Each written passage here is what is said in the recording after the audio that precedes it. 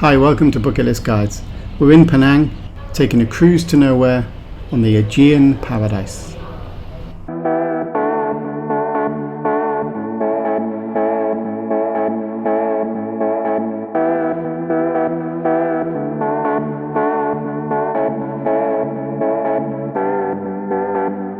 Is to pick up a ticket. Now you can do this from the counters and things in the actual Swettenham Pier, or you could reserve one online, and we've got the details in our article on the website on some people you could use to do that. And then you have to get to the port or the pier, and it's a little bit confusing because the main entrance is not the main entrance. That seems to be just for cars or goods vehicles.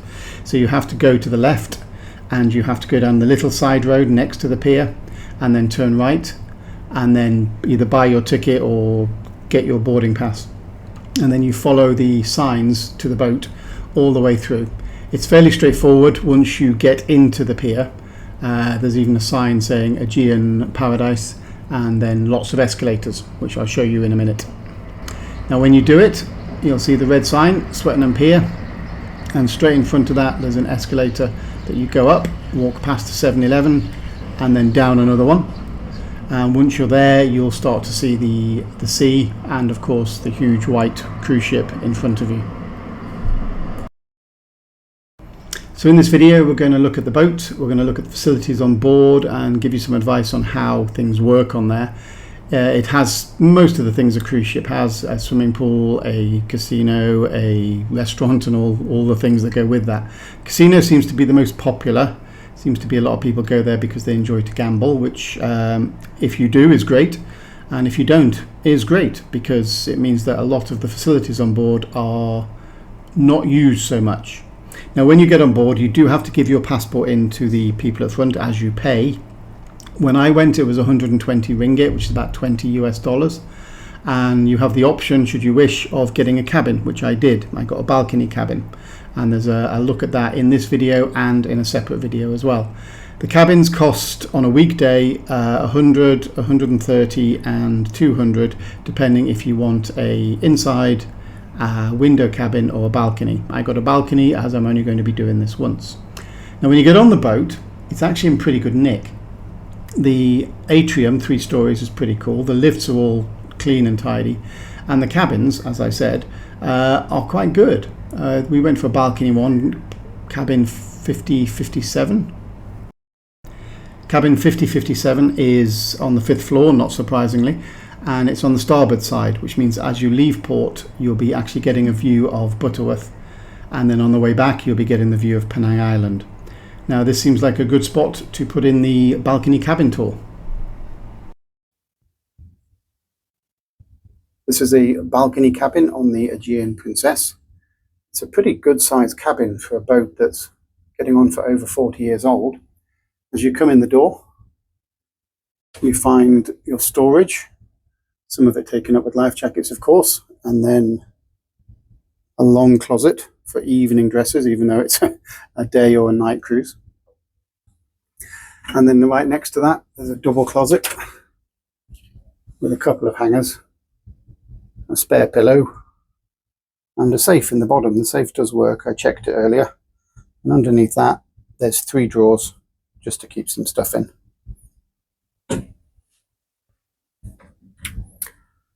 Moving in, you have a desk with a TV on it, and you have a power socket on the right, which is a European, that needs a bit of a clean, a European double pin like this. Malaysia's a 3-pin, so some people maybe get caught out with that. And you have some switches for the lights above the desk as well. On the desk you have almost a full-length mirror and the TV, as I said, and then on either side you have 3 shelves hidden in a cupboard with a chair there. The TV does have HBO, does have CNN, BBC News, some Chinese channels. So should you maybe have bad weather or something, you can just come and watch a movie in the cabin. And it's next to, I think, what is a sofa bed. Looks in pretty good condition, again, for an old boat. Even has artwork above it. And it has a coffee occasional table with a chair to sit in. You don't fancy sitting on the bed and you want to watch TV. And then at the back of the room, it has another cupboard with your mini fridge, which I don't know if it turns on when I come in the room, but it's not that cold. There's an ice tray at the back, but I don't think that's going to work. I put one of the 3 bottles of water in it. And you get two in the room, which is more than you do with some other cruise lines. And then next to that is some more storage.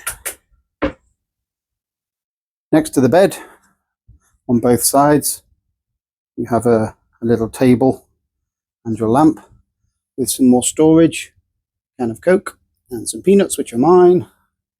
Then you have the bed. It is reasonably comfortable. I don't think it's the newest one I've ever sat or slept in, but it was comfortable enough for a nap.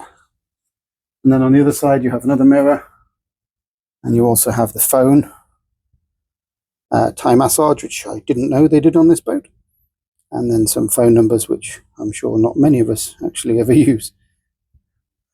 And then, as it's a balcony cabin, at the end, excuse the light, it changes the camera, we have a balcony. The balcony is not the biggest. We went on a Royal Caribbean ship before and the balcony was much bigger. But again, bigger's not always better. It comes with a seat and a little footstool or table. And of course, on this particular cruise, it comes with a distant view of Thailand. Now, for a boat that, as I said, is nearly 40 years old, not doing too bad, really. It's better than I expected when I got on, considering the price and that the cabins are not really used, maybe on overnights, but yeah, it's pretty good. And the door over there leads to the bathroom, which we'll go into right now.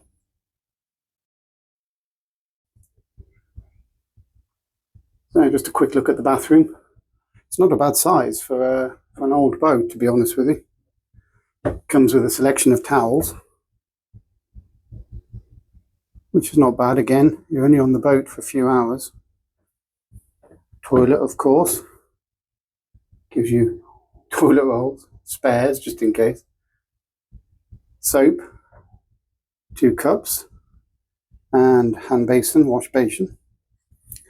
And the shower, again, I'm a fairly big guy, and it's quite tall, and it's quite wide. Haven't tried it yet. I'll try it later just to check.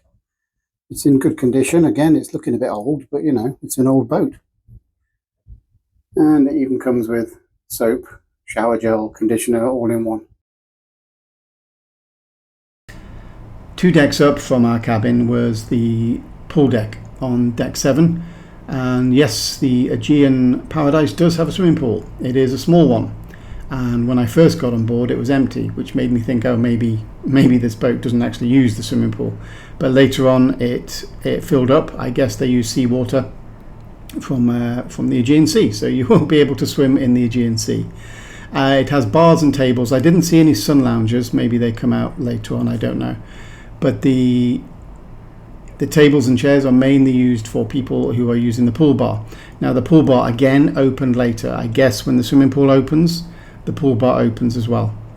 And drinks on board, to be honest with you, are pretty reasonably priced for Malaysia. It was about 12 ringgit for a can of beer, which is about 2.5 US, and probably about 15 ringgit for a normal cocktail, which is about maybe 3.5 US dollars. And in Penang and in Malaysia in general, that's a pretty good deal. Now, you couldn't get hold of the deal when I first went up there because the pool bar was closed. I think it opens around about the same time as the pool. It's a nice little area, actually. It's really well kept. Staff are really friendly, and it's just below what is a jogging track and a basketball court, or half court, and I would say a quarter jogging track compared to some other boats. But it is a useful little area if you want to play basketball on a cruise ship, and like a lot of the other facilities, it's just not being used. This is early morning, but I went back up throughout the day, and apart from people having a drink and a cigarette down on the pool bar, I only saw one person on this jogging track, and they were standing doing some exercise. The basketball court I did not see used at all. In front of you, you can see the windows, the blacked out windows of the panorama bar, and it really is a panorama bar. We'll have a look at that later, but just quickly, it's used for karaoke and air-conditioned viewing because it is hot, which is possibly a reason nobody's playing basketball or jogging on this boat at the moment.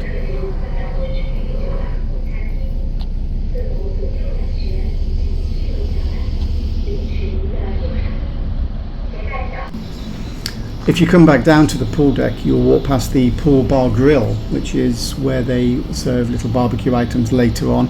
It wasn't open on the day cruise. I did see them getting ready for the evening cruise, so maybe it's more of an evening thing.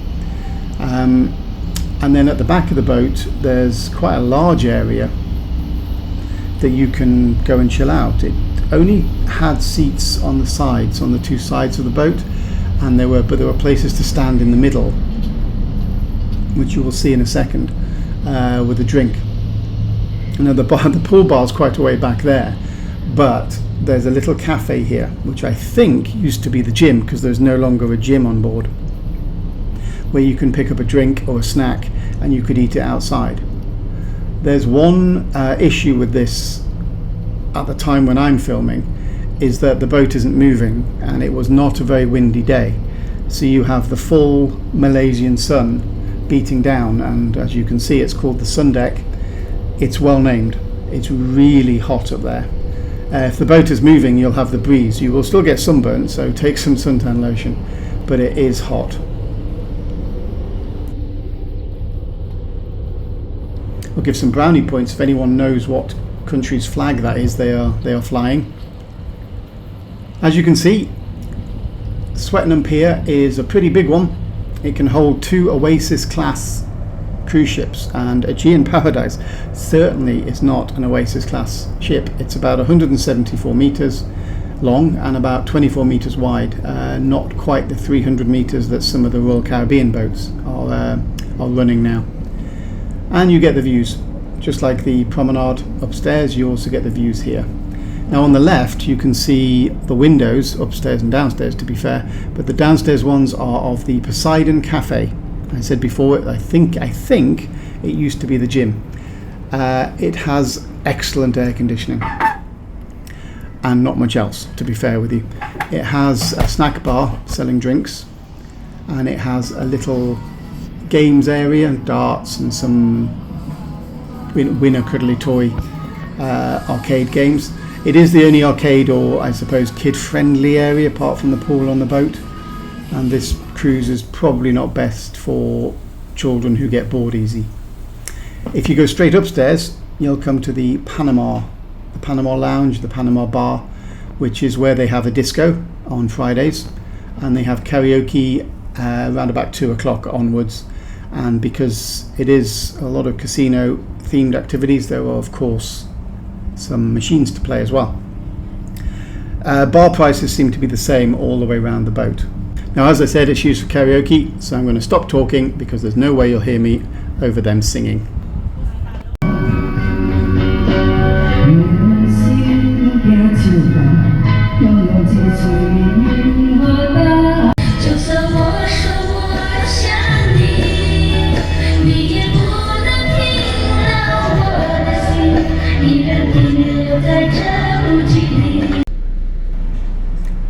Now, just to prove to you that the pool bar does open, I went back up and had a drink up there, and also to prove to you that there is water in the swimming pool. And after this, it was about lunchtime, so I thought I'd go to the restaurant and see what the food was like. You get 2 meals as part of your cruise. On the day cruise that I did, we got lunch and dinner, and then the evening cruise you get dinner and breakfast. The restaurant's nice. It's clean, it's bright, it had plenty of seating. It only got busy at the beginning of each meal session. The meals were okay. You got a choice of rice, chicken, fish, vegetables and some Chinese ball things. There was a salad bar with a choice of dressings, and there was also a non-halal section which had pork dishes, and there was a dessert station at the end as well. Staff were lovely there too, but you're not going on this boat for the food. because you're in Penang. Penang has some of the best food in the world. Now the rest of the boat, this is the ground floor of the atrium, a couple of gaming sections, and this is also where they keep the wellness clinic, or the wellness place, which is basically where you get your massages and your beauty and your haircut should you want to. I didn't see anyone in it. It did look open, but I didn't see anyone actually using this. There's also a left luggage spot down here in case you come on with a big bag and don't have a cabin. Entertainment was fairly basic. There's no big Vegas type shows on a boat this size, or a cruise this long. That guy was singing Beatles songs, and then later on, as you come back into Penang, they had a duo singing Chinese songs. But the cruise back into Penang is quite nice. You go past Batu Ferenghi, and then down through Gurney, and then back into Georgetown. And you do it as the sun is setting on the day cruise, which is pretty good. That's the sunset going over the Penang Hills in front of Gurney. Now, about 30 minutes before you before you get back into Georgetown, it would be a good idea to go into the Jubilee Lounge, which is on deck 3 where the entertainment is, to collect your passport, or to queue up to start to collect your passport. It is pretty quick once the queue starts moving. You can also hand in your room key here. And once you get back in, well, then you wait till the boat is docked, and then you get back on to Penang Island. So yeah, I think we recommend the Aegean Paradise for a day out, the Penang Cruise to Nowhere. It's a cruise ship that you go on for 10 hours into the Aegean Sea. It has a swimming pool and bars. The prices are cheaper or the same as the mainland. It has a casino, and it has entertainment. Not bad for $25. So that's it for the Aegean Paradise boat tour. If you found this useful, drop a like and a subscribe. We're a new channel, so it helps us out tremendously. See you next time.